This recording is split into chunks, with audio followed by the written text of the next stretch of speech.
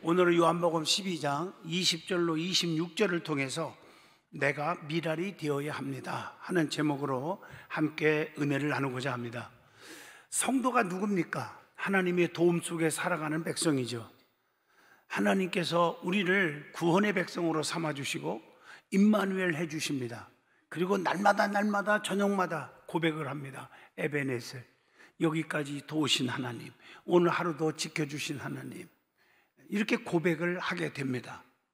그렇기 때문에 성도는 늘 주님의 은혜에 감사하면서 살고 또 주님 없이는 살 수 없다는 사실을 고백하면서 살아가야 합니다. 신앙생활하면서 가장 기본 원리가 있습니다. 나무는 흙을 떠나 살 수 없고 물고기는 물을 떠나서는 절대 살 수 없습니다.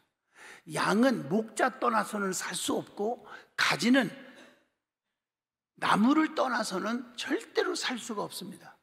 이와 같이 성도는 하나님 곁을 떠나서는 신앙생활을 할 수 없다는 것이 성도가 사는 기본 원리인 줄로 믿습니다. 이러한 신앙생활의 원리를 예수님이 비유로 하신 말씀이 많이 나옵니다. 너무 많이 들어서 알겠지만 첫째가 포도나무와 가지로 표현합니다. 요한복음 15장 5절, 나는 포도나무여 너희는 가지라. 그가 내 안에 내가 그 안에 거하면 사람들이 많은 열매를 맺는다. 그래서 너희는 나를 떠나서는 아무것도 할 수 없음이니라. 이렇게 말씀을 합니다. 또 목자와 양으로 표현을 하기도 합니다. 요한복음 10장 11절에 나는 선한 목자라. 선한 목자는 양들을 위하여 목숨을 버리거니와, 이렇게 말하고 있어요. 그래서 양들은 목자의 음성을 듣고 따라가기만 하면 절대로 망하거나 손해보는 일이 없다는 것입니다. 세 번째, 주인과 종으로 표현을 하죠. 마태복음 24장 45절에 충성되고 지혜 있는 종이 되어, 이런 말씀이 있어요. 그러면 때를 따라 양식을 나눠줄 자가 누구냐라고 질문을 합니다. 그래서 우리는 종은 주인의 말대로 따르면 정말 자기에게 보답을 받아요. 보상을 받아요.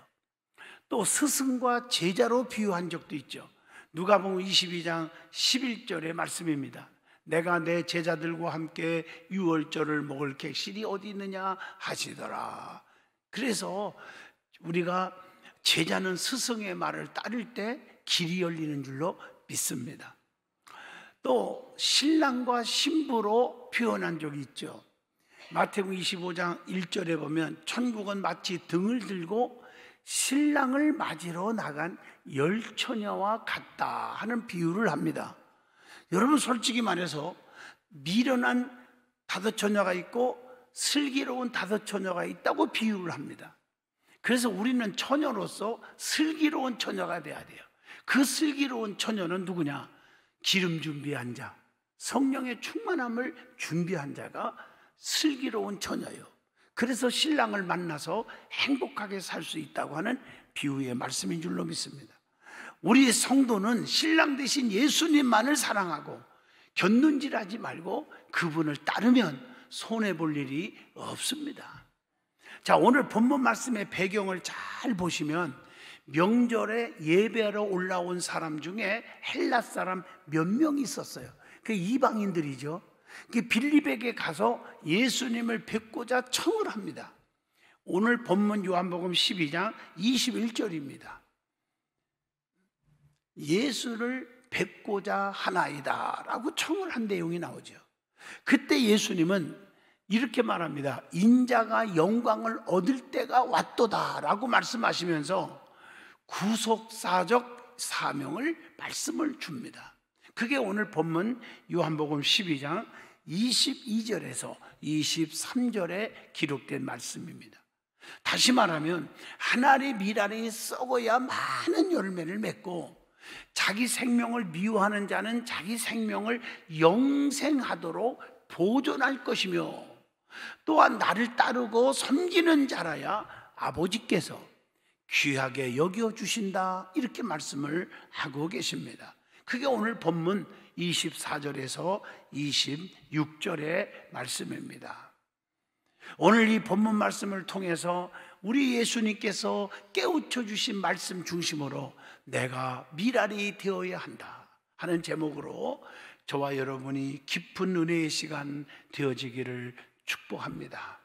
제일 먼저 미랄이 죽어야 열매를 맺는다, 그런 말씀입니다. 오늘 본문 24절이에요. 떨어져 죽지 아니하면 한 알 그대로 있고 죽으면 많은 열매를 맺느니라, 이렇게 말하고 있습니다.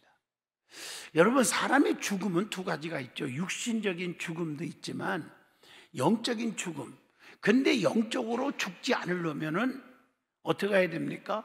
내 자신의 어떤 정신적인 우리의 마인드가, 우리의 생각이 아름다워야 돼. 그게 뭐냐? 희생이에요. 그걸 죽음이라고 표현을 하고 있어요. 또 육신의 죽음도 이 땅에 얼마나 많아요. 세상살이 내 맘대로 살고 싶다고 사는 게 아니잖아요. 여러분, 신문을 보면 과거부터 현재, 앞으로 미래의 어마어마한 사건 사고 속에서 생명을 잃어버려요. 우리나라도 대형 참사가 얼마나 많았어요. 그 대형 참사를 통해서 우리에게 주는 교훈이 얼마나 많아요. 세상에는 안전한 곳이 없다, 이걸 주는 거예요. 어디가 안전해요? 1993년도에 서해 페리오 침몰 사건 292명이 죽었어요.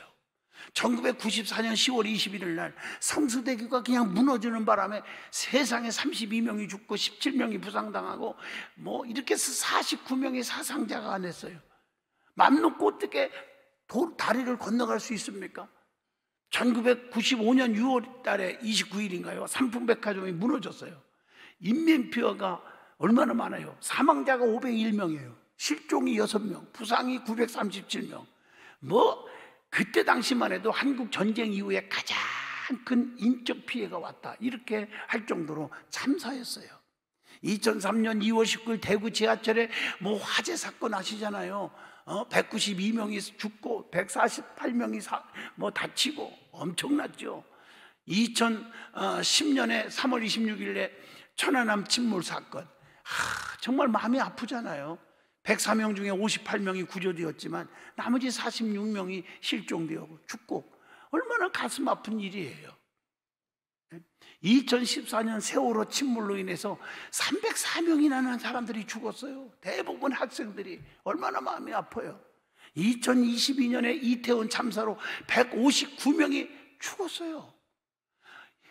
여기저기서 사건이 크건 작건 간에 죽음이 왜 이렇게 많은지, 왜 대형 참사가 왜 계속 일어납니까? 여러 가지 분석이 다 나름대로 있겠지만 안전 불감증이라든가 부정부패가 있었다든가 이기주의, 자기 이익만 챙기려고 하는 이기주의가 마련되어 있고 등등등등 많이 얘기해요. 그런데 이것은 육신의 죽음이에요. 그래서 죽음에 대해서는 세 가지 비밀이 있다고 그래요. 첫째가, 죽음에 대해서는 세 가지 비밀. 언제 죽을지, 어떻게 죽을지, 어디서 죽을지 아무도 몰라. 그래서 사람이 살았다고 교만하지 말라는 거예요. 자, 그런데 성경은 이런 죽음에 앞서서 내가 죽어야 된다, 이렇게 말하고 있어요. 그것은 육신의 죽음을 얘기하는 게 아니에요. 나 한 사람이 너무 중요하다. 요나 한 사람의 불순종함으로 다시스로 가는 배에 탄 사람들이 엄청나게 고통을 받아요. 요나서 1장 7절에 보니까. 그러나 요나 한 사람이 하나님 앞에 회개하니까 니느웨 사람들이 다 금식하고 회개하고 구원받았어요. 요나서 3장 4절로 5절에 보니까 예수님 한 분이 십자가에 피 흘려 엄청난 고통을 받음으로, 희생함으로, 죽음으로 전 인류가 지옥 아루못 갈 수밖에 없는 사람들이 다 생명을 얻어 구원받게 되었어요. 요한복음 3장 16, 17절 말씀입니다. 아담과 하와가 범죄로 인해서 하나님 앞에 불순종함으로 전 인류에게 원죄가 왔어요. 로마서 5장 17절. 오늘 여러분, 한 사람이 얼마나 중요하냐는 거예요. 모세 한 사람이 80세의 사명을 받음으로 60만 명을 애굽에서 출애굽을 시킵니다. 사도행전 7장 35절로 36절의 말씀입니다. 라합이라는 사람이 비록 기생이지만 주의 종을 알아보고 주의 선지자 종을 목숨 걸고 지켜줘서 여리고성 심판 때에 다 죽었지만 그 가족들을 다 살려내요. 그 한 사람 때문에. 여호수아 6장 26절입니다. 여러분, 나 하나가 정말 하나님 앞에 바로 서고 진실하고 하나님을 붙잡고 살으면 나 하나 때문에 너와 내 집이 구원을 얻으리라. 이 축복이 올 줄로 믿습니다. 나 하나가 하나님 앞에 삐딱함으로 정말 여러분 가족들이 다 고통받는 일이 있어서는 아니 될 줄로 믿습니다. 주님의 참제자는 성경에 뭐라고 했어요? 자기를 부인하고 자기가 죽고 말이에요. 자기 십자가를 지고 주님만 쫓아가야 된다고 했어요. 그러므로 여러분은 날마다 죽는 삶을 사시기를 축복합니다. 뭐가 죽어야 됩니까? 혈기가 죽어야 됩니다. 스가랴 2장 13절입니다. 또 하나는 교만이 죽어야 돼. 교만 때문에 망하는 거예요. 그래서 성경은 교만은 패망의 선봉이요 거만한 마음은 넘어짐의 앞잡이라고 잠언서 16장 18절에 분명히 말씀합니다. 또 하나는 고집이 있어요. 고집이 죽어야 돼. 고집이. 로마서 2장 5절. 되게 물론 교만한 사람들이 고집을 많이 부리는데 그걸 좋은 말로 자기 주관성이 있다 그러는데 그렇게 표현하는 게 아니고요. 여러분, 자기 생각이 아무리 옳아도 상대방의 의사, 상대방의 생각을 존중할 줄 알아야 됩니다. 가만히 보면 자기 고집을 너무 심하게 부리는 사람들이 자기 뜻이 안 이루어지면, 자기 마음에 안 들으면 전부가 원수가 되는 거예요. 고집이 죽어야 될 줄로 믿습니다. 또 인간적인 생각이 죽어야 돼요. 세속적인 생각이 죽어야 돼요. 창세기 13장 10절로 11절에 거기에 보면은 소돔과 고모라가 멸하기 전에 있었던 얘기들이 좀 나오죠. 여러분, 인간적인 생각을 버려요. 아브라함이 조카 롯에게 네가 우하면 나는 좌하고 좌하면 우하리라고 할 때 인간적인 생각, 지 욕심에 끌려서 소돔과 고모라 성을 택했지만 그게 마지막에 어떻게 됐어요? 유황불에 심판받는 것으로 마지막에 전락하고 맙니다. 여러분, 인간적인 자기의 욕심에 끌리는 그런 삶을 버리시기를 바랍니다. 우리는 영적으로 충만해야지 육적으로 충만하면 안 되는 겁니다. 그래서 내가 죽으면 많은 열매를 맺는다고 했어요. 그러면 열매 맺는 삶이 되려면 어떻게 해야 되느냐는 거예요. 오늘 말씀대로 하나님 말씀 안에 거함으로 열매를 맺습니다. 마태복음 13장 8절에 좋은 땅에 떨어짐에 어떤 것은 100배, 60배, 30배의 결실을 하였느니라. 자기 자신을 희생함으로 열매를 맺는 거예요. 오늘 본문 요한복음 12장 24절에요. 땅에 미랄이 떨어져 죽어야 된단 말이에요. 그래야 많은 열매를 맺는다는 거예요. 그리스도 안에 또한 거함으로 열매를 맺는 거예요. 예수님은 사랑 덩어리인 줄로 믿습니다. 요한복음 15장 5절로 8절의 말씀이에요. 그래서 우리가 항상 사랑을 주고 사랑을 먹고 사는 성도가 되셔야 합니다. 또 하나 중요한 것은 내 안에 성령 안에 거함으로 열매를 맺는 것입니다. 그래서 사도행전 1장 14절에 마음을 같이 하여 전혀 기도에 힘썼더니 사도행전 2장 1절로 4절에 성령과 은사가 임했어요.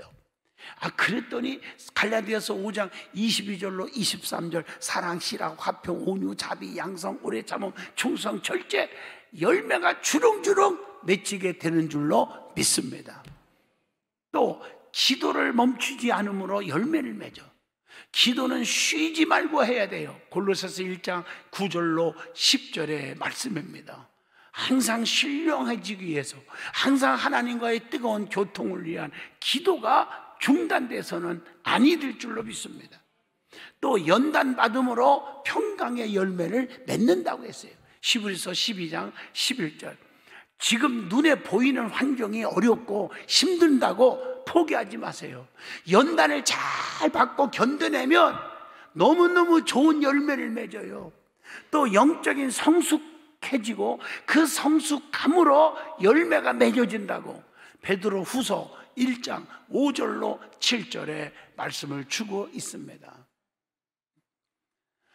또 중요한 것은 나 한 사람이 중요하다는 교훈을 오늘 말씀을 통해서 주고 있습니다. 또 자기 생명을 사랑하는 자는 잃을 것이요 세상에서 자기 생명을 미워하는 자는 영생을 얻는다. 본문 25절의 말씀입니다. 그래서 남을 생각하지 않고 자기 생명만 취하려고 하는 이기적인 삶은 하나님이 기뻐하지 않는다고 레위기 19장 18절에 말씀합니다. 내 생명보다 남의 생명을 귀하게 여길 줄 아는 성도가 되시기를 바랍니다. 빌립보 2장 3절 내 자식이 귀하면 남의 자식도 귀한 거예요. 내 교회도 귀하면 다른 교회도 귀한 거예요. 그래서 한 생명이 천하보다 귀하다고 분명히 성경은 우리에게 가르쳐 주고 있어요. 마가복음 8장 36절의 말씀이죠. 예수님의 제자의 이름으로 성경에 보니까 정말 제자들은 소자 하나에게도 냉수 한 그릇 대접한 것이 곧 주님께 한 거라고 마태복음 10장 42절에 말씀했어요. 여러분 그런 마인드를 가지고 살고 있습니까? 가난하고 힘든 사람 냉수 한 그릇 대접한 것이 곧 주님이 보실 때 내게 한 거다 이렇게 말씀하고 있어요. 그래서 한 생명이 얼마나 귀한지 어린아이 하나를 실족해 하면 차라리 연자 맷돌을 목에 메어 바다에 던지움이 낫다고 마가복음 9장 42절에 분명히 말씀합니다. 내 뱃속으로 난 자식일지라도 내 맘대로 함부로 하지 말라는 거예요. 노엽게 하지 마라. 내 아비들아 너의 자녀를 노엽게 하지 말고 오직 주의 교훈과 훈계로 양육하라고 에베소서 6장 4절에 말씀합니다. 또 한 가지 섬기는 자가 되면 하나님께서 귀하게 여겨주신다고 오늘 본문 요한복음 12장 26절에 말씀을 주고 있습니다. 그래서 기독교는 섬기는 종교입니다. 섬김을 받으려고 하는 종교가 아닙니다. 그래서 예수님은 본이 되셨어요. 제자들의 발을 씻어 주셨어요. 요한복음 13장 5절의 말씀입니다. 그래서 성경에 말합니다. 높아지려고 하면 낮아지고 낮아지려고 하면 높아진다고 말씀합니다. 마태복음 23장 12절입니다. 그래서 우리는 낮아지는 자가 되라. 희생적인 신앙을 가지고 살아라. 그래서 겸손하라 이 말이에요. 교만은 망하는 지름길이라고 잠언서 16장 18절에 말씀을 주고 있습니다. 여러분 아무리 잘 나갈 때 물론 어려울 때는 교만한 사람이 별로 없어요. 잘 나갈 때 교만의 근성이 나오는 거예요. 그런데 여러분 잘 나가는데 교만을 꺾지 않고 겸손하지 않으면 끝까지 농농하는 사람 봤으면 얘기해 보세요. 제가 부흥회 가서 이런 말을 해요. 그런 사람 본 사람이 있으면 저한테 알려달라. 그러면 내가 이 시간에 1,000억을 드리겠다 그래요. 깜짝 놀래요. 그런데 분명한 사실은 1,000억을 드린다는 거다. 더 분명한 사실은 내가 1,000억이 없다는 사실이다. 더 분명한 사실은 1,000억을 줄 일이 없다는 사실이다. 왜냐고요? 나는 하나님의 말씀을 믿기 때문이다. 아멘 안 하는 사람들은 좀 이상한 분들인가 봐. 예수님은 섬김을 받으러 오신 것이 아니라 오히려 섬기러 오셨다고 마가복음 10장 45절에 자기 목숨을 많은 사람의 오히려 대성물로 주려 함이니라 이렇게 고백하고 있습니다. 섬기는 자에게 주시는 축복이 무엇일까요?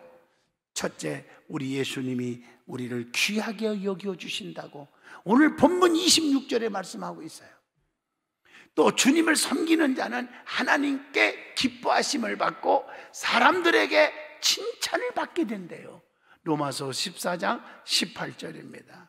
또 섬기고 열심히 일한 대로 하나님은 뭘 주신다? 상을 주신다고 고린도전서 3장 7절로 8절에서 말씀합니다. 또 열심히 섬기면 유업의 상을 주님으로부터 받는다고 골로새서 3장 24절. 세상 사람들이 몰라주고 세상 사람들이 보답을 안 해도 주님이 다 아시고 주님이 보상해줘요. 그래서 시편 138편 6절에 여호와께서 보상해 주시리라. 히브리서 11장 6절, 상 주시는 자이심을 믿어야 할지니라, 이렇게 말씀을 줍니다. 또 주님께서 살아가면 살아가는 성도들에게 주님께서 축복을 주는데 누구에게 축복을 줄까? 남에게 섬기고 베풀고 주는 자에게 넘치게 채워주신다고. 누가복음 6장 38절 보면요, 주라 손해볼 것이요, 그런 말이 없어요. 주라 그리하면 너에게 줄 것이니 곧 후일이여 누르고 흔들어 넘치도록 하여 너희에게 어떻게 안겨주시리라, 이렇게 말씀하고 있어요. 참 멋있잖아요, 말씀이. 도와주는 생활을 해야 합니다. 대접을 받고자 하는 자는 먼저 대접하라고. 황금률이요, 이게 마태복음 7장 12절의 말씀입니다.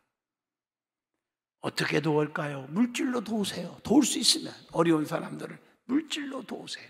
잠언서 19장 17절, 가난한 자를 불쌍히 여기는 것은 하나님께 구워드리는 것이니 그의 선행을 그에게 갚아주시리라, 이렇게 말씀하고요. 아론과 훌처럼 몸과 마음으로 주의 종을 도왔어요. 아론과 훌이 출애굽기 17장 11절로 14절에 모세가 주의 종이 힘들어서 나이도 많고 손이 내려오니까 아유 저 늙은이 죽어야지, 그런 말 찾아볼 수가 없어. 아론과 훌이 양쪽에서 손을 받들어 주니까, 손을 계속 들고 있으니까 이스라엘이 행복해져. 이스라엘이 이기는 거예요. 손이 내려오니까 오랑캐들이 판을 치고 사는 거예요. 그래서 아론과 훌이 섬겼어요. 그랬어요. 이게 축복인 줄로 믿습니다. 그게 나도 살고 너도 살고 모두가 사는 지름길이었다는 겁니다. 우리는 사랑으로 돕고 사는, 도와주고 사는 성도가 되시기를 바랍니다. 그게 마태복음 5장 44절의 말씀입니다.